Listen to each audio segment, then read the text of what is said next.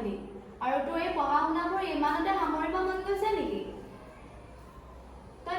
নিজৰ জীৱন নিজে ধ্বংস কৰিব গৈছ ছোৱালী 18 বছৰ আৰু ল'ৰা 21 বছৰ নোহোৱালৈকে বিয়া দণ্ডনীয় আৰু তই জান নাই বাল্য বিবাহৰ কাৰণে কিমান ল'ৰা ছোৱালী যে জেলত গৈছে সেইটো কথা জান নাই আৰু এই ধৰ্ষণৰে আইন হয়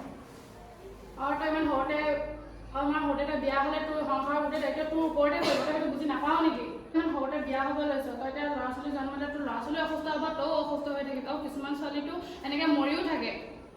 তই জাননে নাজানো সেইটো কথা যদি 18 বছৰ তলত তই বিয়া কৰ তেতিয়াহ'লে সেইখন বাল্য বিবাহ হয় আৰু উঠি অহা নৱপ্ৰজন্মকো তই এইখিনি শিক্ষা দিব গৈছ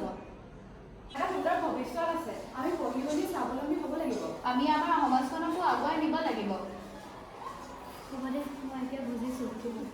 আৰু এটা কথা নহয় কিন্তু মোৰ নিচিনাটো সমাজত বহুত ছোৱালী আছে আমি গাঁৱে গাঁৱে গৈ এই কথাবোৰ সকলোকে জনাব লাগিব আৰু ভাইটি ভণ্টিসকলক এনে কাম কৰিবলৈ বাধা দিব লাগিব আমি সকলোৱে কওঁ আমি আমি সমাজৰ পৰা বাল্য বিবাহ